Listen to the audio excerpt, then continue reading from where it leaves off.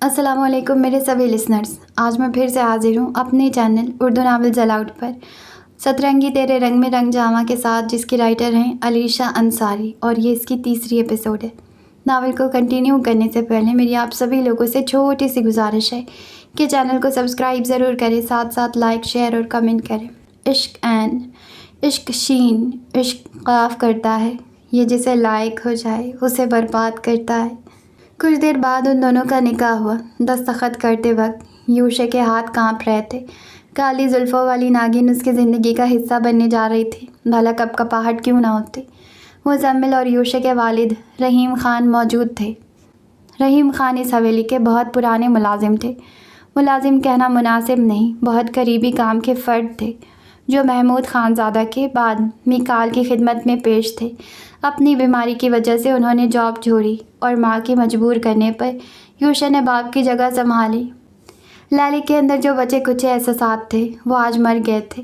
ये लैलिक तो और जालिम रूप धार चुकी थी। निकाह के बाद ही वो उठकर कमरे में आ गई, अपना सारा सामान समेटा, अलमारी का लॉकर खोला, कुछ चीज़ें निकालकर सूटकेस में डाली और भरपूर निगाह अपने उस खूबसूरत बड़े से कमरे में दौड़ाई। बेड के साथ वाली दीवार पे उसकी बेतहाशा तस्वीरें चिस्पा थी। ड्रेसिंग के साथ एक गिटार रखा था।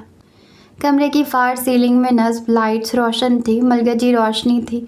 बड़े से कमरे में ज़्यादा फर्नीचर नहीं था। दिल पे आंसू गिर रहे थे।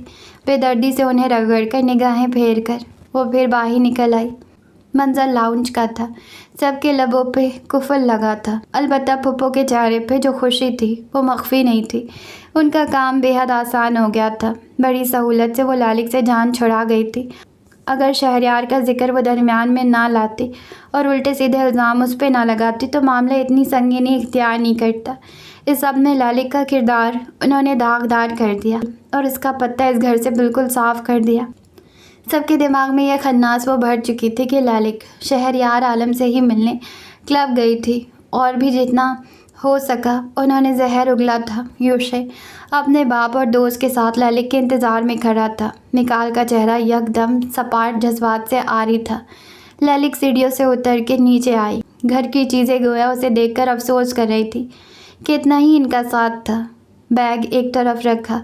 सब पे निगाह डालने के बाद दादू के पास आई। तफसील से उन्हें देखा जो उसे लाताल्लुक़ खड़ी थी। दिल में उसकी ठेस तो उठी, फिर वो उनके गले लग गई। बहुत गलत किया आपने मेरे साथ। इन सब से तो यही बईद थी, पर आपसे नहीं, किसी को माफ़ नहीं करूँगी। पर आप पे से ये बोझ कम करती हूँ। आज आपकी सही मायनों में मुझे ज़रूरत थी, पर आपने अपना साया मुझ पर से हटा लिया। आप भी बदल गई। धीरे धीरे वो उनके कान में सरगोशियाँ करते दूर हो गई। उनकी आँखों में देखा। अपनी गलती भी तस्लीम करना सीखो। हमेशा तुम सही नहीं हो सकती। खैर, मुझे किसी बात से मतलब नहीं है। बस ये जो फ़ैसला हुआ है बिल्कुल दुरुस्त हुआ है। बर्दाश्त से काम लोगी तो घर बसा सकोगी। अब वही तुम्हारा घर होगा, यहाँ से कोई ताल्लुक़ नहीं। वह सपाट से लहजे में कहकर रुख मोड़ गई। लैलिक की आंखें भीगने को आई। आखिरी बात वो कम अज़ कम ताबिंदा की जानिब से सुनना नहीं चाहती थी। दिल को मजबूत किया और पलटी, जहाँ सुनहर, चच्ची और पप्पो खड़ी थी। तमस्खर से उन्हें देखा। पप्पो ने नागवारी से निगाहें उस पर डाली। बहुत खुश हो रही हैं। खुदा करे आपकी ये खुशी बहुत जल्द ख़त्म हो। आपका अब तक का किया हर जुल्म, हर गलत बात बर्दाश्त की, वो सब जैसे आम हो गया था। पर आज जो आपने किया है, अपने पैर पे कुल्हाड़ी मारी है, ये चोट लैलिक के दिल को खंडर कर गई है। बदला लेने की भी ताकत नहीं। अब तो मामला अल्लाह देखेगा और मुझे यकीन है वो इंसाफ करेगा। जहाँ मैं गलत थी वहाँ मुझे सज़ा ज़रूर मिलेगी। फ़रिश्ता तो मैं भी नहीं हूँ, पर जो आपकी करतूत है पप्पो, उनका भी हिसाब होगा इंशाअल्लाह। वो बहुत मुतमईन दिखाई दे रही थी। दबी दबी आवाज़ में गुर्रा कर बोली और वो तीनों कुछ पल सहम सी गईं। तुम्हें वही मिला है जो तुमने बोया है। चची ने उसे आंखें दिखाई। वैसे क्या ही बात है, एक वक्त में 3 मर्दों को पीछे लगाया हुआ है। एक से अफेयर, एक से रिश्ता और एक के साथ पिक एंड ड्रॉप सर्विस। वाह! साइश से उसके होठ गोल हुए। सुनैन ने उसके कान पे झुककर शैतानी मुस्कुराहट छुपाए कहा था। लैलिक ज़ब्त के मारे सुर्ख पड़ी। भीख में देती हूँ मैं अपना भाई तुम्हें, वो है ही खैरात के काबिल। अब लैलिक उसके कान पे झुकी हुई थी और लफ्ज़ों पर जोर दिए सपाट अंदाज में कहा। पीछे हटी तो शर उसके चेहरे पे झलक रही थी। सनैर को چپ ہی لگ گئی۔ علی سے وہ کمرے میں مل آئی تھی اور آخر میں میکال کی جانب رخ کیا۔ ویسے تو اب میرا آپ کی شکل دیکھنے کا دل نہیں کرتا۔ سنا تھا بہنوں کو بھائیوں پہ بڑا مان ہوتا ہے، مجھے بھی بہت تھا، پر آپ اس قابل نہیں۔ وقت نکال کر کبھی فرصت کے وقت اس کلب جائیے گا اور فوٹیج دیکھ لیجیے گا، معلوم ہو جائے گا وہاں میں نے کیا کیا اور کس سے ملی تھی۔ اور ہو سکے تو ایک احسان کر دیجیے گا، ان تینوں بےغیرتوں کو بہن سے بدتمیزی کرنے کی سزا ضرور دیجیے گا۔ آپ بہت انصاف پسند ہیں نا؟ جب بہن کے معاملے میں اتنی دانش مندی سے فیصلہ کیا تو امید کروں گی کہ اس معاملے میں بھی غور کریں گے۔ رات کے پہر اس کی آواز پورے لاؤنج میں گونج رہی تھی۔ جا رہی ہوں میں، مر جاؤں تو جنازے پہ آنے کی زحمت نہیں کریے گا۔ اور نفرت ہے مجھے اس حویلی کے ہر فرد سے جن کے دل سیاہ ہو گئے، پتھر کی مورتیاں ہیں آپ لوگ۔ میری اوقات یہ تھی کہ ایک ملازم کے ساتھ بیاہ دیا گیا۔ سرد آواز کئی دل کے پردے چیر کر اندر داخل ہوئی۔ یوشا نے مٹھی کس لی۔ مزمل لب چبائے اسے تک رہا تھا۔ لگ رہا ہے تھیٹر میں کوئی مووی دیکھنے آیا ہوں، مزمل بڑبڑایا۔ یوشا نے کہا جانے والی نگاہوں سے اسے دیکھا۔ تمہاری یہ باتیں تمہیں صحیح ثابت نہیں کر سکتی۔ میری غلطی کہ میں کلب گئی اور شہریار کے بارے میں آپ کو لا علم رکھا، پر بتائیں کیا آپ سب کے گریبان بالکل صاف ہیں؟ ہاں بھائی بولے۔ اگر میں بولنے پر آئی تو لوگوں کو ہارٹ اٹیک ہو جانا ہے، بہتر ہے چلی جاؤں۔ جتنا برا آپ لوگ کر سکتے ہیں کر دیا، اس عذاب کو میرے سر پہ مسلط کر دیا۔ نفرت سے اس نے یوشے کو دیکھا اور میرون دوپٹہ سر پہ درست کرتی اپنے بیگ کے پاس آئی، اسے اٹھایا اور پتھر کے مورت بنے باہر نکل گئی۔ پیچھے ہی یوشے، اس کے والد اور مزمل گیا تھا۔ جانے سے پہلے رحیم صاحب کے الفاظ یہ تھے: میکال صاحب، ہماری اوقات تو یہ نہیں تھی، پھر بھی آپ نے اپنی بہن میرے بیٹے کو سونپ دی ہے۔ ہم کوشش کریں گے ان کا خیال رکھیں اور ہو سکے تو بچوں کو معاف کر دیجیے گا۔ لیلی کے نکل جانے کے بعد لاؤنج میں سناٹا چھا گیا۔ حویلی کی اصل رونق آج چلی گئی تھی۔ خس کم جہاں پاک، پھوپھو بڑبڑائی۔ کہنے والے ضرور کہیں گے کہ اس حویلی کے مکینوں نے اس خانزادی کو مکمل طور پہ بکھیر کر یہاں سے نکال دیا۔ ظلم کی داستان لکھی جانی تھی۔ یہ کہانی شروع ہی اس قصے سے ہوتی ہے جہاں خانزادی اور خان ایک رشتے میں جڑے۔ آگ تو لگ چکی تھی، اس نے مزید کتنا پھیلنا تھا اور کب بجھنا بھی تھا، یہ کسے علم۔ جب اس نے گھر کی دہلیز پار کی تو دل کانپ ضرور رہا تھا۔ بچپن کی یادیں سب ذہن میں امڑ آئیں۔ آج وہ اس حویلی کا قصہ اپنی زندگی کی کتاب سے اڑا دینے والی تھی۔ یہ سب ایک یاد بن کر رہ جانے والا تھا جسے وہ یاد بھی نہیں کرنا چاہتی تھی۔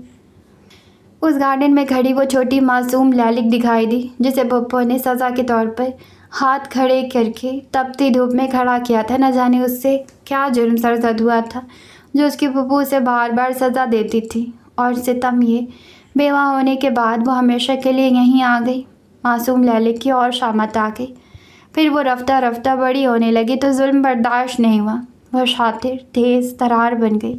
وہ جان گئی تھی اگر ڈر کے رہوں گی تو مار دی جاؤں گی۔ بچپن میں اس کی معصومیت چھین لی گئی۔ وہ پتھر دل ہو گئی۔ ڈنکے کی چوٹ پر وہ ہر کام کرتی، پھر نتیجہ جو بھی نکلے اس سے فرق نہیں پڑتا تھا۔ وہ چیزوں کو فیس کرنے کی ہمت رکھتی تھی۔ خیر، لیلی خانزادی خود کو آسمان سے اتری حور ہی تو سمجھتی تھی، اور بے شک وہ حوروں جیسا حسن رکھتی بھی تھی۔ یہ زندگی کا نیا موڑ ایک بار پھر اس میں کئی خطرناک حد تک تبدیلیاں کرنے والا تھا۔ اس نے حویلی سے قدم باہر نکال لیا اور پلٹ کے واپس نہیں دیکھا۔ دل نے بیٹ مس کی۔ پیچھے بس سوگ کا نغمہ سنائی دے رہا تھا۔ ہوا نے رت بدلی، پیڑوں کے پتے شور مچانے لگے جیسے سب ختم نہ اب وہ اس حویلی کے لوگوں کو جانتی تھی۔ سامنے ٹیکسی کھڑی تھی اور اس کے دروازے پہ اس کا شوہر خان صاحب، جس کا شمار وہ کہیں نہیں کرتی تھی، اب وہ شوہر بن گیا تھا۔ نفرت مزید بڑھ گئی۔ وہ سانس کھینچ کر ٹیکسی میں بیٹھ گئی۔ میں آپ سی ٹیکسی منزل پہ رواں دواں تھی۔ چودھری کا چاند گویا ساتھ سفر کر رہا تھا۔ کراچی شہر کی رونقیں ان سرمئی آنکھوں میں امید کی کرن جگانے میں کامیاب نہیں ہو سکی۔ فٹ پاتھ پہ اسٹریٹ لائٹس کی لمبی قطار چلی جا رہی تھی۔ وہ کوہنی کھڑکی پہ ٹکائے سپاٹ انداز میں برف کر دیتی نگاہ غیر مرئی نقطے پہ جمائے باہر دیکھ رہی تھی۔ یوشے کی جانب مکمل پیٹھ تھی۔ وہ وقتاً فوقتاً اسے دیکھ کر سانس خارج کر کے رہ جاتا۔ بکھرے بال، ستی آنکھیں، گلے میں پڑی چین باہر جھانک رہی تھی۔ چہرے پہ فکر مندی نمایاں تھی۔ آگے کیا ہونا تھا، کیسے ہونا تھا، کیسے میڈم اسے برداشت کریں گی، اس چھوٹے سے گھر میں وہ خود کو ایڈجسٹ کر سکے گی؟ اور ایک سوال جو وہ سوچنا چاہتا بھی نہیں تھا، ہاں لالک کا دل، کیا وہ اسے اپنا شوہر مان لے گی؟ مختلف سوال ذہن میں گردش کر رہے تھے۔ چین کو انگشت انگلی سے مسلنے لگا اور پھر سانس خارج کیے دائیں طرف رخ موڑ کے ٹیکسی کے باہر نگاہ ڈالی۔ اسٹریٹ لائٹ کی سفید روشنی میں اس کی پٹھانی رنگت دمک رہی تھی، پر بھوری آنکھوں میں ویرانی اور افکار کے سوا کچھ نہیں تھا۔ کھڑی ناک، چہرہ کلین شیو تھا، ایسے ہی وہ اچھا لگتا تھا۔ یہ تو اس کی قسمت تھی جو وہ مڈل کلاس گھرانے میں پیدا ہوا تھا، اور نہ اس نے کبھی خود پہ توجہ دی۔ بہت لاپرواہ سا تھا، جتنا ہے اس میں خوش رہنے والا۔ اگر وہ ذرا سی اپنے حلیے پہ توجہ دیتا تو یقیناً اس کی شخصیت پر خاصا اثر پڑتا۔ ان لمبی سڑکوں کی طویل مسافت کے بعد ٹیکسی تنگ گلیوں میں آ گئی۔ برابر برابر کئی مکانات کھڑے تھے، بجلی کے تاروں کا حصار، جگہ جگہ کھڈے۔ بہت کوئی برا علاقہ بھی نہیں تھا، پر مڈل کلاس طبقہ یہیں رہائش پذیر تھا، اور جب لوکل حکومت علاقے میں کام نہ کروائے تو نتیجہ یہی نکلتا ہے۔ رات کے اس پہر ان گلیوں میں بالکل سناٹا تھا، کوئی ذی نفس دکھائی نہیں دیا۔ بس ایک آدمی ناک کی سیدھا میں ہاتھ میں تھیلا لیے گزر رہا تھا، اور پیچھے بائک کی آواز محسوس ہو رہی تھی جو ٹیکسی کے آگے سے گزر کر کسی مخصوص گھر کے آگے رک گئی تھی۔ اس کے رواداری میں ہی ٹیکسی ڈرائیور نے بریک لگایا۔ میڈم، سن بیٹھے یوشے نے گلا کھکھارا۔ ہمت جمع کر کے اسے پکار ہی لیا۔ وہ ہوش کی دنیا میں واپس آئی تو سامنے 3 منزلہ بلڈنگ پہ خان ہاؤس کی تختی لگی دکھائی دی۔ سیاہ لوہے کا گیٹ، سفید رنگ سے رنگی بلڈنگ جو تقریباً 180 گز کی جگہ پہ بنی تھی، اس کی حویلی کے آگے یہ کچھ نہیں تھا۔ ہوا میں مونو آکسائڈ بڑھنے لگی، چہرے کے زاویے پتھر جیسے ہو گئے۔ وہ کچھ بولنے کے قابل ہی نہیں بچی تھی۔ ایک آنسو وجود کے اندر اترا۔ یوشے کو تسلی ہوئی، کم از کم وہ اسے برا بھلا تو نہیں کہہ رہی تھی۔ وہ باہر نکل گیا، گھوم کر اس کی جانب آیا اور دروازہ کھول کر ہاتھ سے راستہ دکھایا۔ لالک نے پہلے تو دوپٹہ سر پہ ٹھیک کیا، پھر اسے سالم نگل جانے والی نگاہوں سے دیکھ کر باہر نکلی اور کلچ کی چین جو کندھے پہ لٹکی تھی مضبوطی سے تھام لی۔ اس خاموشی کے عالم میں لالک کی ہیل سے ٹک ٹک کی آواز پیدا ہو رہی تھی۔ مزمل بائک سے اتر کے وہیں پہنچا۔ رحیم خان ٹیکسی کا بل ادا کر رہے تھے۔ مزمل نے اس کا بڑا سا سوٹ کیس باہر نکالا۔ وہ تینوں اس کی نگاہوں کے سامنے تھے۔ پیچھے سے ٹیکسی کے اسٹارٹ ہونے اور گزر جانے کی آواز سنائی دی۔ ان تینوں مردوں کے پاس الفاظ نہیں تھے میڈم کو مخاطب کرنے کے لیے، پھر بھی رحیم خان نے ہمت کی۔ لالک انہیں اچھے سے جانتی تھی اور ان کی عزت بہت کرتی تھی، شروع سے انہیں رحیم بابا پکارا تھا۔ لالک بچے، میں لفظوں سے خالی انسان ہوں، پر میرے احساسات تیزی سے کام کر رہے ہیں۔ جو کچھ ہوا ہے وہ ایک برا خواب سمجھ کر آپ بھول جائیں۔ اب آپ ہمارے گھر کی بہو ہیں، ہماری عزت۔ نکال صاحب نے بہت بڑا ذمہ داری سونپ دیا ہے ہم کو، کوشش کریں گے اسے بخوبی نبھائیں۔ اللہ تم دونوں کو ہمیشہ خوش رکھے۔ وہ لفظ بھی تول تول کر ادا کر رہے تھے۔ آخر میں انہوں نے یوشے کے کندھے پہ ہاتھ رکھ دیا۔ مسکرا بھی نہ سکے۔ لالک کے لبوں پہ لگا قفل اب بھی نہیں ٹوٹا۔ میں کوشش کروں گا آپ کے لیے یہ گھر جنت بنا دوں۔ وہ اس کے ہم قدم تھا۔ مزمل اور رحیم خان آگے دروازے پہ تھے، چابی لاک میں گھمائی۔ لالک کے گردن موڑ کے دیکھنے پر یوشے نے تذبذب سے نگاہیں پھیر لی۔ کیا لگ رہا ہے تمہیں؟ میں بیوی بن کر یہاں آئی ہوں؟ نہیں خان صاحب، بربادی تم خود اپنے ساتھ لے آئے ہو۔ مجھ سے شادی کا شوق تمہارا میں نے نہ نکالا تو میں بھی خانزادی نہیں۔ نگل جانے والے انداز میں کہہ کر وہ متوازن قدم لیتی آگے بڑھ گئی اور پیچھے یوشے کے اوزان خطا ہو گئے۔ اس کی دھمکی یوشے کے کانوں میں گونج رہی تھی۔ یوشے نے اسے گھر کی دہلیز پار کرتے دیکھا اور پھر سر آسمان کی جانب اٹھا لیا۔ وہ کوئی عام لڑکی نہیں تھی، یہ بات یوشے کیسے بھول گیا تھا۔ وہ پتھر دل تھی، وہ بدلہ لینے میں ماہر تھی۔ یوشے کو اپنی ہمدردی خود پہ بھاری پڑتی دکھائی دینے لگی۔ وہ اس واقعے سے بکھرنے والی نہیں تھی، اور اگر بکھر بھی گئی تو واضح نہیں کرے گی۔ بالوں میں ہاتھ پھیر کر وہ پیچھے گیا اور دروازہ بند کر دیا۔ گھر کے سب افراد ٹینشن کے مارے جاگ رہے تھے۔ کوئی نہیں جانتا تھا کہ میکال صاحب نے کیوں رحیم خان کو اچانک بلایا ہوگا۔ یوشے، لالک بی بی کو کمرے میں لے جاؤ، رحیم خان صحن میں بچھے تخت پہ بیٹھ کر بولے۔ یوشے کے ہاتھوں کی رگیں تنی ہوئی تھی جو کف اوپر موڑے گئے کے باعث صاف دکھائی دے رہی تھی۔ چلیے، لالک جو گھر کے جائزے میں مصروف تھی۔ یوشے کی آواز پہ تسلسل ٹوٹا۔ وہ تیزی سے سوچ رہی تھی کیا کرے، فرار ہو جائے، اس چھوٹے سے گھر سے جان چھڑا لے، پر اس کے بعد اس کا کوئی ٹھکانہ، اور شہر میں جرائم ویسے بھی بہت بڑھ رہے ہیں۔ اسے جھرجھری آئی، اوپر سے گھر کے لوگوں کی نظریں خود پہ جمی محسوس کر کے وہ اکتا رہی تھی۔ کسی سے بات کرنا اس نے گوارا نہیں کی، سر ہلاتی یوشے کے پیچھے چل پڑی۔ مجھے کوئی بتانا پسند کرے گا یہ سب کیا ہو رہا ہے؟ یہ بی بی صاحب ہے نا، ان کا نکاح یوشے سے کیسے ہو گیا؟ زرغونہ صاحبہ متفکر سی ہوئی، پاس کھڑی نجف نچلا لب قطر رہی تھی۔ رحیم خان نے سانس خارج کی اور لفظوں میں رد و بدل کر کے کہانی سنا ڈالی۔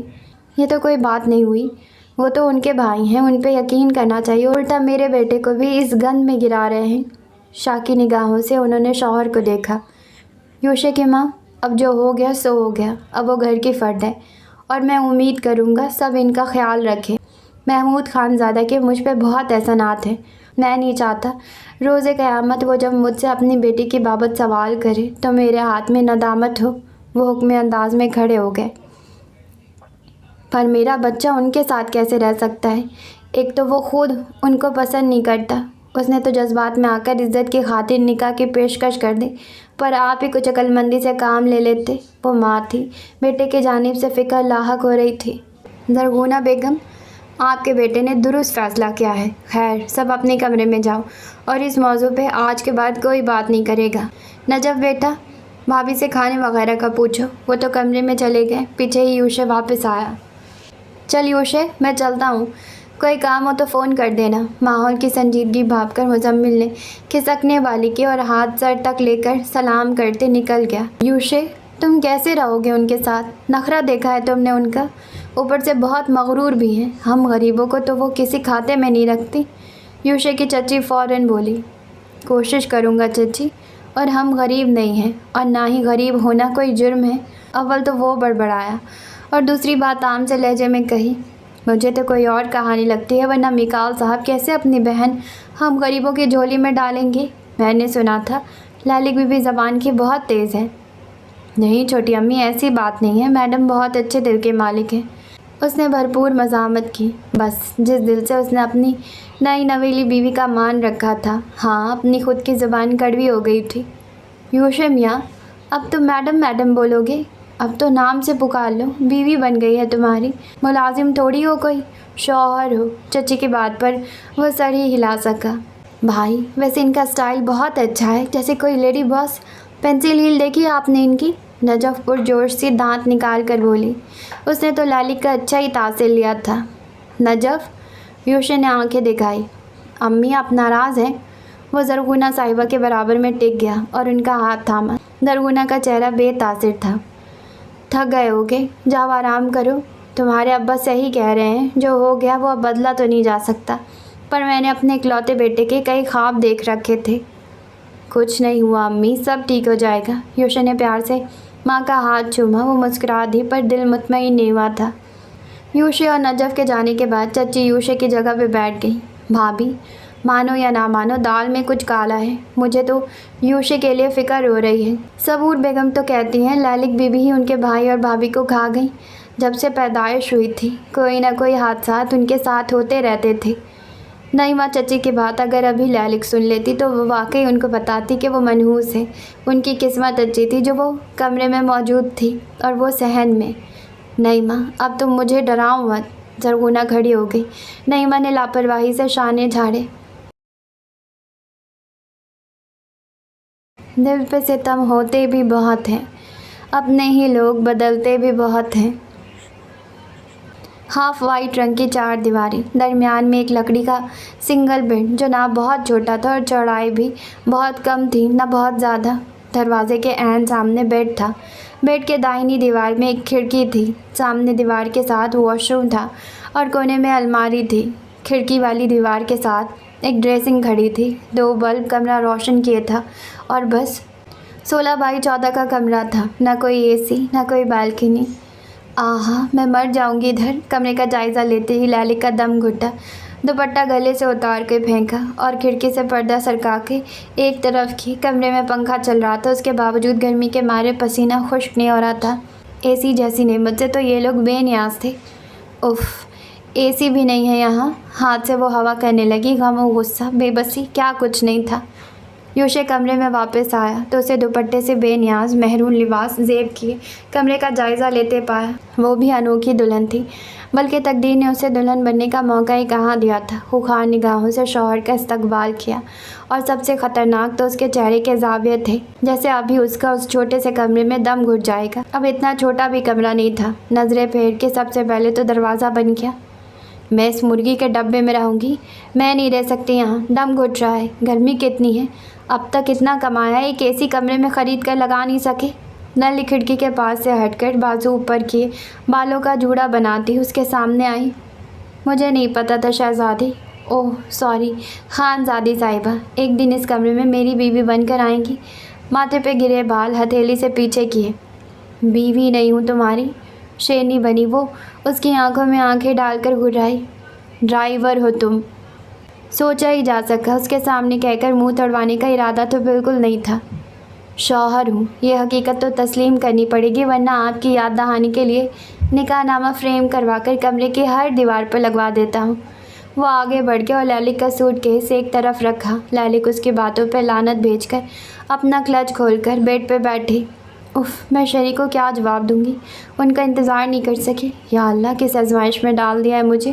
بیگ سے اپنا ٹوٹا موبائل نکال کر اس میں بیٹری ڈالی اور آن کرنے لگی۔ یوشے سینے پہ ہاتھ لپیٹے اسے دیکھ رہا تھا۔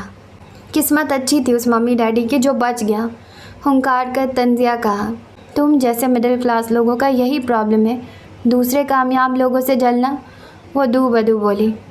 ہیں، اچھا، چونکنے کی اداکاری، ذرا بتانا پسند کریں گی اس نے کون سے جھنڈے گاڑے ہیں؟ سب کچھ اس کے باپ کا ہے، چند دن پہلے اس نے باپ کا بزنس جوائن کیا ہے اور ہیرو بنا پھرتا ہے، جیسا بحیرہ ٹاؤن میں دوسرا برج خلیفہ بنا کر کھڑا کر دیا ہو۔ ممی ڈیڈی نہ ہو تو۔ وہ خود ہی ہنکارتے ہوئے ہنسنے لگا اور لالک تپ اٹھی۔ منہ بند کرو جاہل آدمی۔ ہم جاہل نہیں ہیں، غصے سے کہا تو جبڑے تک کس گئے۔ اس کا یہ لہجہ سب سے زیادہ اسے برا لگتا تھا، جبکہ اس لہجے میں یوشے بہت معصوم لگتا تھا، جبکہ وہ پٹھان معصوم تھا نہیں۔ شیری، پک مائی کال۔ وہ بےتاب ہو رہی تھی، ایسا لگ رہا تھا مسیری پہ اسپرنگ لگ گئے ہوں، کہیں ان کو میری بے وفائی کا تو پتہ نہیں چل گیا۔ دل نے صدا دی، دل سوکھے پتے کے مانند لرزا۔ اب وہ فون اٹھائے گا بھی نہیں، لکھ کر لے لے۔ پھر طنز اچھال کر ناخن چبا کر دلچسپی سے اسے دیکھنے لگا۔ خان صاحب، میں منہ توڑ دوں گی تمہارا۔ یوشے نے معصومیت سے شانے اچکائے۔ شیری، میں بے وفا نہیں ہوں، میں مجبور تھی۔ آپ کال اٹھا لیں، میں سب سچ بتا دوں گی۔ ایک لمبا وائس نوٹ واٹس ایپ پر اس نے شہریار عالم کے نام پہ چھوڑا۔ بھائی، آپ نے اچھا نہیں کیا، اگر سر سے بوجھ اتارنا تھا تو شیری سے ہی شادی کروا دیتے، پر نہیں، آپ نے اپنی لمبی ناک اور انا کی خاطر بہن کو اس جہنم میں جھونک دیا۔ یوشے کو دیکھ کر وہ نفرت سے بولی۔ یوشے کا چہرہ سنجیدہ ہوا۔ آپ انتہائی ناشکری ہیں، اگر میں نہ ہوتا تو وہ آپ کو جان سے مار دیتے۔ تو مرنے دیتے؟ کس نے کہا تھا ہیرو بننے کے لیے؟ ان میسیجز کا کوئی جواب موصول نہیں ہوگا۔ اگر اب تم نے شہریار کے بارے میں بکواس کی تو یقیناً برداشت نہیں کروں گی۔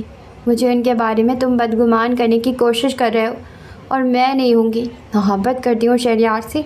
موبائل پھینک کر وہ کھڑی ہو گئی۔ یوشے میں بس اتنا ہی صبر تھا۔ جھٹکے سے اس کا بازو دبوچا اور چہرے پہ جھکا غرایا۔ ہم بے غیرت مرد نہیں ہیں جو اپنی عورت کے منہ سے کسی دوسرے مرد کی محبت کی داستان سنے۔ اب تک بھی اس لیے برداشت کر رہا تھا کہ آپ کی حالت سمجھ سکتا تھا۔ ہم کو ترس آتا ہے، پر آپ ترس کے قابل نہیں ہیں۔ وہی اپنا غصیلا خالص انداز۔ اس نے سانس اندر اتاری، مزید بازو پر دباؤ بڑھایا۔ محبت کرنے والے مرد شادی کے لیے بہانے نہیں بناتے۔ کاش اب میکال صاحب کو یہ سب پہلے بتا دیتا، پر الو کا پٹھا تھا، بتا ہی نہیں سکا۔ جانتا جو تھا عالم صاحب میکال صاحب کے کڑے حریف ہیں۔ اگر وہ محبت کرتا تو اب تک رشتہ بھیج چکا ہوتا۔ اپنے باپ کو آپ کے بارے میں لا علم نہیں رکھتا۔ اس نے 3 سال صرف آپ کا استعمال کیا ہے گرل فرینڈ بنا کر۔ آئندہ اس کمرے اور آپ کی زبان سے اس ممی ڈیڈی خبیث انسان کا نام نہیں سنوں۔ پتریلے انداز میں چٹکتے اعصاب لیے اپنی بات مکمل کرتا جھٹکے سے اسے چھوڑ کر واش روم میں بند ہوا۔ یوشے کا جنون دیکھ کر لالک ایک پل کو ڈر بھی گئی، کہیں خان صاحب کا دماغ زیادہ ہی نہ خراب ہو جائے۔ وہ ابھی تک اس کے رویے کے اثر سے باہر نہیں نکلی تھی۔ خود کو شوہر سمجھنے کی خوش فہمی پال لی ہے، گنوار انسان۔ دانت پیس کر وہ بازو رگڑنے لگی۔ 10 मिनट बाद वो ढीले ढाले कुर्ता शलवार में बाहर निकला। आप कपड़े तब्दील कर लें। माजरत, मैं जज्बाती हो गया था। मैं आपको समझ सकता हूँ, बहुत तकलीफ़ में है। आपके फूफो ने बहुत गलत किया है। और माजरत खाना अंदाज में कहा। बाल खुश करके उसने बेड पे तौलिए एक तरफ रखा और मसहरी का सिरहाना थामा। नहीं समझते तुम, और तरस खाने की ज़रूरत नहीं है। उसकी बाट काट कर वो दबी आवाज़ में चीखी। मेरी बदकिस्मती ये है कि मैं शहरयार की चाह कर भी नहीं हो सकी, और मज़ीद बदकिस्मती का आलम यह है कि अब तुम मेरे शौहर हो। कर्ब की सी कैफियत ज़ाहिर हुई। बिल्कुल, मेरी भी बदकिस्मती का आलम यह है कि आप मेरी बीवी बन गई हैं। वो उकताकर कुत्ते के आस्तीनों के कफ चढ़ाने लगा। बीवी बनकर इस झोपड़ी में नहीं आई हूँ, विलन की हैसियत से एंट्री मारी है मैंने। बहुत शौक था ना तुम्हें मुझसे शादी करने का। घर को वो सहूलत से झोंपड़ी कह गई थी। ऐसे ख़तरनाक शौक मैंने कभी नहीं पाले। आंखें चढ़ाई। मैडम जी, अब तो मुझको भी बहुत अफसोस हो रहा है। क्यों हीरो बन के आपको बचाया? मरने देना ही बेहतर था। वो उलझना नहीं चाह रहा था, फिर भी उलझ बैठा और तकिया उठा के ज़मीन पर पटका। ओ हीरो, ये खुशफहमी जहन से निकाल दो। ये तुम्हारी हीरोपंती मुझ पे भारी पड़ गई। मैं सिर्फ शेरी से मोहब्बत करती हूँ और बहुत जल्द यहाँ से निकल जाऊँगी इंशाअल्लाह। और तुम हीरो नहीं, सिफर हो। बेड पे पड़ा दुपट्टा उठाकर गले में डाला और खड़ी हो गई। क्या चल रहा आपके दिमाग में? उसे अचंभा हुआ। यही कि मैं शेरी को सब बता दूंगी। वो मुझसे मोहब्बत करते हैं, मुझे तन्हा नहीं छोड़ेंगे, इस जहन्नुम से निकाल लेंगे और मैं यहाँ से चली जाऊंगी, क्योंकि इस डरबे में इन चंद लम्हों के अंदर मेरी बुरी हालत हो रही है। ज़्यादा दिन रही तो मर जाऊंगी। उसकी बात सुनते यूशा की आंखों में सर्द मेहरी उतर आई। एक बात याद रखें, अब इस ख़ानदान का आप हिस्सा हैं और कोई ऐसा कदम आपको उठाने नहीं दूंगा जिससे हमारी इज़्ज़त पे हर्फ आए। बाकी देखते हैं क्या करता है वो मम्मी डैडी। बस शहरयार से उसे ऐसी खार थी जो वो उसके नाम पे सुलग जाता था। एक एहसास कमतरी था। तकिया उठा के बाजू में दबाया और चुपचाप कमरे से निकल गया। उसके निकलते ही ललिक ने खुलकर सांस लिया। ये शख्स कितना बदल गया था। निकाह के भूल का असर था। उसके सामने अकड़ता तो वो शुरू से ही था। अक्सर इज्तनाब भी बरतता था, पर यह रूप ललिक के लिए यूशे का बिल्कुल मनफर्द और नया नया था। खैर, उसे तो वो सोने का भी बनकर आ जाए तब भी वो शौहर नहीं मानने वाली थी। सूटकेस खोलकर आरामदा लिबास निकाला और तब्दील करने वॉशरूम चली गई। फ्रेश होकर आई तो मुंह पे पानी की बारीक बूंदें नुमाया थी। बाहर आकर खुलकर सांस ली। उसका जिस्म दर्द से टूट रहा था। खाने का उसने खुद इनकार कर दिया था। शिजा के साथ खाया था, पर अब रात के 4 बजे उसे भूख महसूस हो रही थी। जलती कुर्ती वो मसहरी पर आके लेट गई। कई पल पंखे को देखने के बाद करवट ली तो आंसू फिसल कर तकिए में जज्ब हो गया। मम्मी, बाबा, सब ने मुझे तन्हा छोड़ दिया है। आपके प्यारे बेटे ने आपकी लाडली बेटी को घर से निकाल के सारे ताल्लुक़ ख़त्म कर दिए। वो टर्टर प्रोडक्शन अपने मकसद में कामयाब हो गई हैं। मेरा कसूर ये था कि मैंने शहरयार से मोहब्बत की। ख्यालों में गुम उसने टांगें भी खुद में समेट ली। सुरमई आंखों से आंसू की कतार बह रही थी। बहुत शिकवे थे, बहुत शिकायत थी। दिल किरची किरची हो गया था। बस अना अब तक कायम थी। मैं कमज़ोर नहीं हूँ, नहीं हूँ मैं कमज़ोर। ललिक मत रो। दिल के अंदर से आवाज़ सुनाई दी। मैं कमज़ोर ही हूँ, कैसे यहाँ रहूँगी? इस शख्स की शक्ल देखना गवारा नहीं, अब वही मेरा शौहर है। आंसू बेदर्दी से पोंछे। बेवजह की यूशा से नफ़रत पाल ली थी। उन ख्यालात के साथ नींद में उस पर करम नवाजी कर दी और वो गहरी नींद में चली गई। वो छत पे चारपाई पे आकर लेट गया था। सर बहुत दुख रहा था। आंखों की रगें सुर्ख थी, हत्ता कि उसमें पानी तक उमड़ आया था। खानजादी की बातें उस खान के दिल पे कहर बनकर टूटी थी। वो दोनों ही एक दूसरे को नापसंद करते थे, पर इतनी नफ़रत। अब रिश्ता बदल गया था, इसलिए उसे उसकी तल्ख ज़ुबान बर्दाश्त नहीं हो पाई। वो साफ दिल का इंसान था। ललिक के साथ जो भी सलूक हुआ उस पर उसे अफसोस था, पर अब उसे अपना फ़ैसला गलत लग रहा था। वो आसमान को तकते हुए गहरी सोच में डूबा था। लगता है खानजादी ने कमरे से निकाल दिया। मखसूस आवाज़ पे उसने सर उठा के दाएं जानिब देखा तो मुजम्मिल छत पे दीवार फलांगता हुआ उसके पास आ रहा था। वो उसका पड़ोसी भी था। यूशे उठ के बैठा, पैर ज़मीन पे लटकाए और हाथ झोली में गिरा लिए। मुजम्मिल उसके बराबर में टिक गया। मुजम्मिल, مجھے خودکشی کا کوئی ایسا آسان طریقہ بتا جس سے تکلیف بھی نہ ہو اور جان بھی نکل جائے۔ سامنے دیکھتے ہوئے اس نے ہتھیلی رگڑی۔ میڈم سے صلح کر لے۔ سالی یہ مذاق کا وقت ہے، کلس کر گردن موڑی۔ اب مجھے کیوں پریشان کر رہا ہے؟ مجھ سے پوچھ کے نکاح نامے پہ دستخط کیے تھے۔ بہت غیرت جاگ رہی تھی، اب نبھا اس رشتے کو۔ یہی تیری ساس جیسی عادت تانا دینے والی زہر لگتی ہے مجھے۔ اپنے ہی ہاتھ میں مٹھی ماری۔ تو میں نے بولا تھا ہیرو گیری کرنے کو؟ مرنے دیتا انہیں میکال صاحب کے ہاتھوں، تجھے کیوں تکلیف ہو رہی تھی؟ تو کیا کرتا؟ بے غیرت بنا دیکھتا رہتا۔ وہ سب فریب تھا جس میں سر خود پھنس گئے۔ بے شک وہ نک چڑھی بہت بری ہے، پر اس سب کی حقدار نہیں ہے۔ سانس بھری۔ بے بنیاد الزام ان پہ لگائے گئے ہیں، میں سچ جان کر بھی چپ رہتا۔ سبور بیگم نے بہت گھٹیا الزامات لگائے ہیں۔ میں گواہ ہوں کہ میڈم نے کبھی اس ممی ڈیڈی سے تنہا ملاقات نہیں کی۔ سچ بتاتا، یہ تو کسی نے نہیں کہا کہ اس لڑکی کو بیوی بنا لو۔ سچ بتا کر معاملہ اور بگڑ گیا۔ لب چبائے اس نے چین گلے میں کھینچی۔ دور فٹے منہ مزمل بڑبڑا کر رہ گیا۔ یار مجھ سے غلط ہو گیا، وہ اس چھوٹے سے گھر میں خود کو کیسے ایڈجسٹ کریں گی؟ میں نے اس وقت کچھ سوچا ہی نہیں۔ اگر سوچتا تو تب تک میکال صاحب غصے میں کچھ غلط کر بیٹھتے۔ وہ متفکر ہوا۔ کیوں نہیں ایڈجسٹ کر سکتی وہ؟ اب ٹھکانہ تو یہی ہے۔ مزمل کی بھویں سمٹ گئی۔ ہم لوہے کی چھبڑی ہیں، ہمیں اس ماحول کی عادت ہے، پر وہ ایک محل سے نکل کر یہاں آئی ہیں۔ نازک مزاج، وہاں جگہ جگہ چلرز لگے ہوتے ہیں اور ہمارے گھر میں ایک اے سی تک نہیں ہے۔ سب سے بڑا مسئلہ یہ گرمی، دوسرا ان کو کمرہ مرغی کا ڈبہ اور گھر جھونپڑی لگتا ہے، جبکہ ہمارے لیے یہ گھر بھی ایک نعمت ہے۔ بھلا ہو دادا کا جو وقت پہ زمین خرید کر گھر بنا لیا، اور ہم غریب نہیں ہیں، پر انہوں نے ہمیں پتہ نہیں کیا سمجھ لیا ہے۔ کیا یار، ان امیروں کے غریبوں والے مسئلے؟ مزمل بھی بیزاری سے بولا۔ اوپر سے وہ خانہ خراب کا بچہ شہریار۔ محترمہ کے سر پہ اس کی محبت کا بھوت سوار ہے، کہتی ہیں یہاں سے آزاد ہو کر اس کے پاس چلی جائیں گی۔ لہجے میں غصے اور جلن کی بو آئی۔ ایک بات بولو، وہ بہت غم میں ہے، جو بھی بولیں اگنور کر۔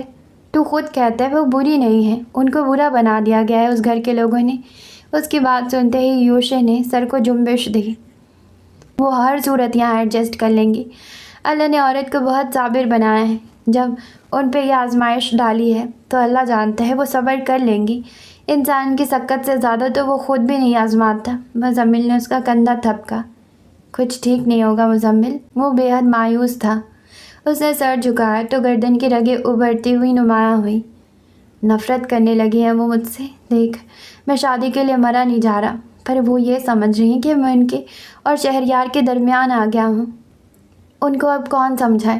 اس وقت وہ اس ممی ڈیڈی کو ہمارے رشتے کے درمیان لا رہی ہیں۔ اچھا تو بس کر اس شہریار سے جلنا۔ شہریار نام کی گردان سن کر مزمل پک گیا۔ میں نہیں جلتا اس سے۔ عام انداز میں سر جھٹکا۔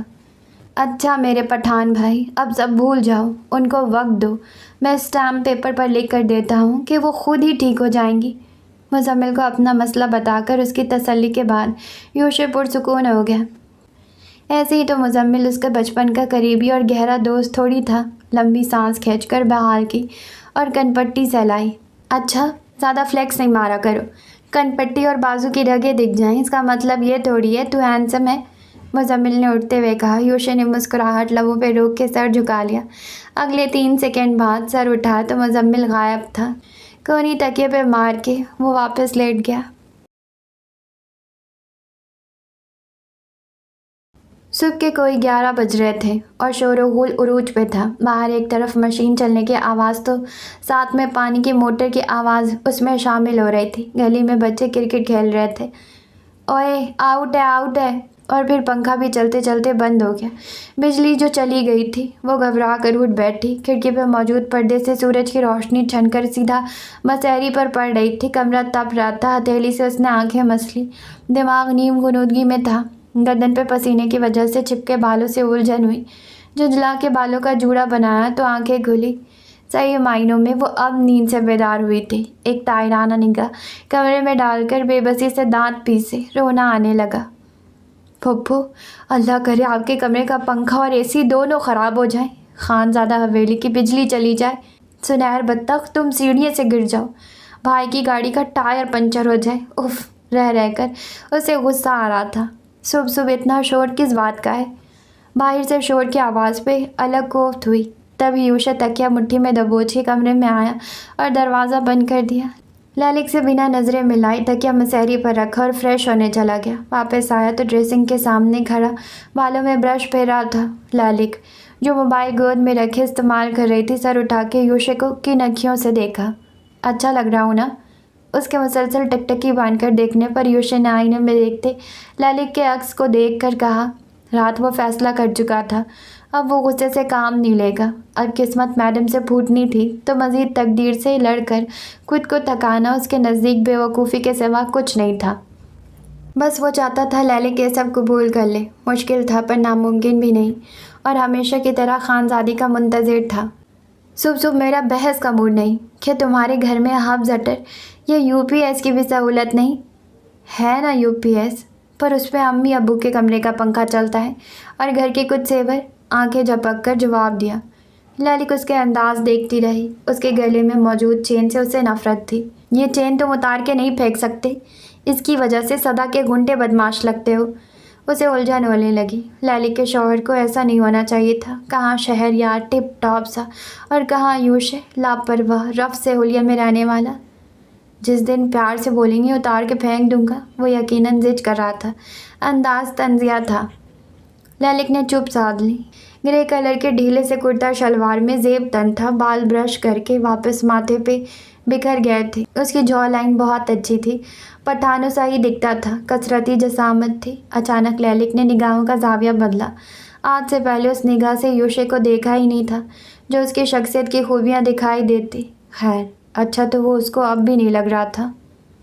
موبائل ایک طرف رکھ کے وہ واش روم چلی گئی۔ شہریار سے اب تک رابطہ نہیں ہو پایا تھا۔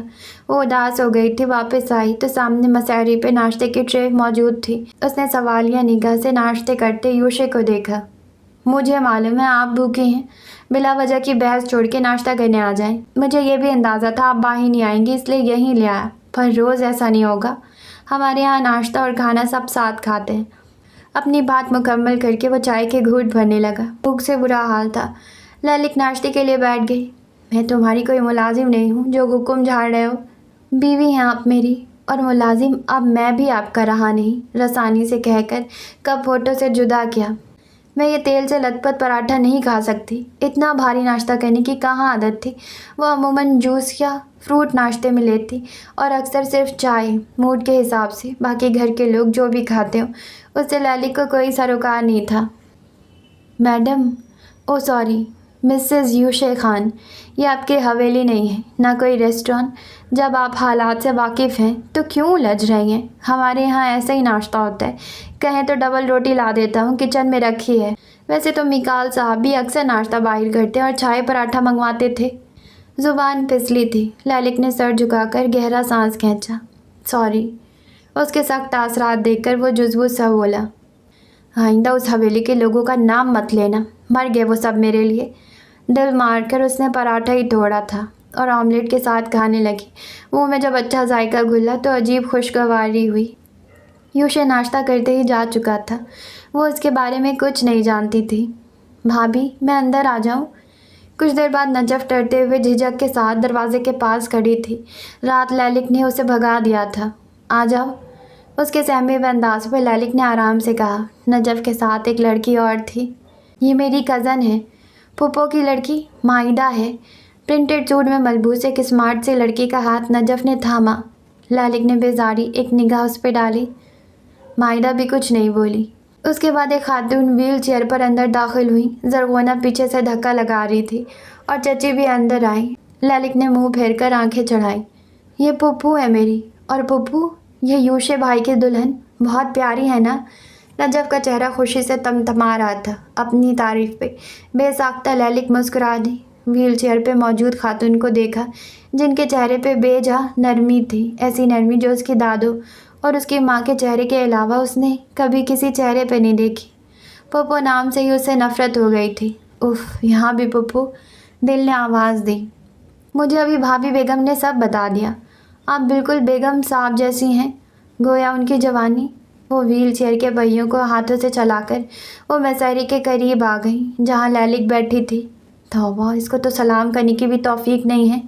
चची ने दबी सरगोशी की तो ज़रगोना ने सर झटका। आप मेरी मम्मी को जानती हैं? उसने हैरत से पूछा। अरफा ने सर हिलाया। भाईजान के साथ अक्सर हवेली जाती थी। बेगम साहब बहुत अच्छी थी, हम सबको ही बहुत ख्याल करती थी। मिकाल साहब की पैदाइश के वक्त मैं उनकी खिदमत में हाजिर थी। पप्पो ने तवील जिक्र छेड़ दिया।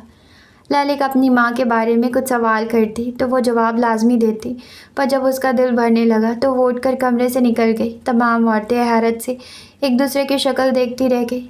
अरे अरफा, तुम क्या पुरानी बातें लेकर बैठ गई? वो देखो उठकर ही चली गई। पता नहीं कैसे हमारे साथ ये गुजारा करेंगी। मामी सही कह रही हैं, यूशे को ये मोहतरमा ही मिली थी। मिजाज तो मिल नहीं रहे, किसी से बात करना तो पसंद नहीं करती। माहिदा के लहजे की करवाहट पे अरफा ने उसे घूरा। तुम्हें क्या मसला है? चुप करके जाओ और भाभी की किचन में मदद करो। अरफा की झाड़ पे मुंह बनाती वो ज़रगुना के साथ निकल गई। नजफ ललिक के पीछे गई थी। उसे सहन में पिलर से सर टिकाए खड़ा देखा तो सर पे पहुंच गई। तुम मेरी जान छोड़ोगी? ललिक तंग आ गई। नहीं सॉरी, मैं ऐसी ही हूँ। आप मुझे अपना दोस्त बना सकती हैं। हाँ, मेरे और आपके स्टैंडर्ड में फ़र्क है, पर क्या हुआ, अब तो हम एक ही ख़ानदान है ना। उस छोटी सी लड़की की बात पे ललिक लाजवाब हो गई। जता रही हो? नजफ ने सर नफ़ी में हिलाया।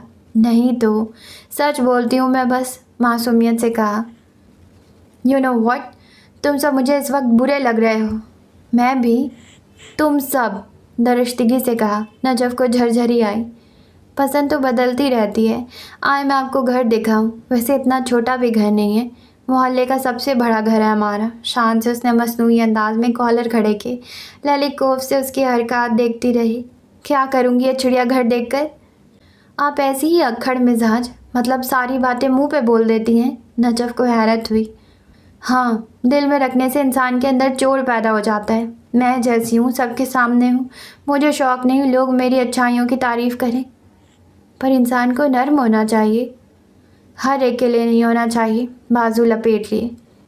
वो लोग खुशनसीब होंगे जिनके लिए आपके दिल में नरमी है। क्या मैं वो खुशनसीब बन सकती हूँ? सुनो लड़की, दूसरा आपसे खुश हो ये मैटर नहीं करता, अल्लाह आपसे खुश और राज़ी हो ये मैटर करता है। एकदम उसके मुंह से ये अल्फाज निकल गए। उसे खुद भी समझ नहीं आया। शायद चंद दिन पहले कहीं पढ़ा था। तो अल्लाह आपसे खुश है? नहीं, पता नहीं, मैं बहुत गुनहगार बंदी हूँ नाफरमान सी। वो मुझसे खुश नहीं है और मोहब्बत करता तो इस मुश्किल में नहीं डालता। मेरी दुआ उसने नहीं सुनी, सब कुछ छीन लिया गया। मेरे पास अब कुछ नहीं है, ना माँ बाप ना ही रिश्ते। वो नाउमीदी के गड्ढे में गिर चुकी थी। मेरे मदरसे की बाजी कहती हैं अल्लाह हमसे प्यार बहुत करता है। वो दुआ नहीं सुनता तो इसका मतलब है वो हमें किसी बड़े नुकसान से बचा रहा है। बस हम देर से समझते हैं। और आप गलत क्यों सोचती हैं? अल्लाह ने आपको नए रिश्ते नवाजे हैं जो आपको बहुत प्यार देंगे। वो तुम्हारी चच्ची, कल से उनको मैं हज़म नहीं हो रही। और वो कज़न, क्या नाम बताया था? माहिदा। उसकी आंखों में भी अपने लिए तनफ़ुर देखा। और तुम्हारी अम्मी, वो एक पहेली सी हैं, मुझे उनकी समझ नहीं आई। आधे लोग को मैं यहाँ बर्दाश्त नहीं हूँ और मुझे तुम सब बर्दाश्त नहीं। वो बहुत तल्ख थी। उसकी बातें अगर नजफ को तकलीफ़ दे रही थी तो उसे फ़र्क नहीं पड़ता था। 100 बात की एक बात, जो होता है अच्छे के लिए होता है। नजफ ने उसका हाथ थामा और आगे बढ़ी। ललिक उसकी मनमानी पे हाथ छुड़ा नहीं सकी, बेजारी के साथ चलती रही। ये अम्मी पापा का कमरा है, ये मेरा, और वहाँ पप्पू और माहिदा रहती हैं। खान हाउस का मेन सिया दरवाज़ा अबूर करते ही सहन था जिसके दरमियान एक लकड़ी का मजबूत झूला और एक तरफ तख्त बिछा था, एक तरफ वॉश बेसन था और करीब ही मशीन खड़ी थी और चंद टब रखे थे जिसमें गीले कपड़े मौजूद थे। मशीन से सर्फ की झाग बाहर निकलने लगे तो चची दौड़ती हुई आई। सहन के बाद फिर पिलर खड़े थे और कमरे साथ साथ शुरू थे। एक तरफ से सीढ़ियाँ चचा चची के पोर्शन में जाती थी और उससे ऊपर तीसरी मंजिल पर छत थी। अंदर और बाहर पूरे घर में हाफ वाइट कलर था और लकड़ी का फर्नीचर मौजूद था। घर की तामीर पुरानी तर्ज की थी। एक मिनट, तुम्हारी पप्पू भी यहीं रहती हैं? ललिक ने अचंभे से पूछा।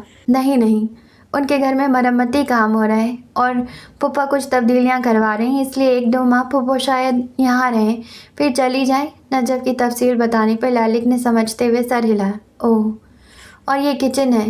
वो उसे किचन के पास ले आई। किचन देखकर उसकी भवें सिमट गई। इतना छोटा? یا اللہ میں کہاں پھنس گئی ہوں؟ لیلک بڑبڑا کے ہاتھ چھڑا کے واپس کمرے میں گھس گئی اور دروازہ اتنی زور سے بند کیا کہ باہر سب افراد دہل کر رہ گئے اور زرغونہ بیگم کا پلر کے ساتھ کھڑا من پسندیدہ گلدان ٹوٹ کر زمین پہ بکھر گیا۔ چچی نے اشارتاً کچھ باور کر کے شانے اچکائے۔ زرغونہ صبر کرتی رہ گئی۔ ابھی تو شروعات تھی، آگے نہ جانے ان کی آفت پر کالا بہو نے کیا کیا کرنا تھا۔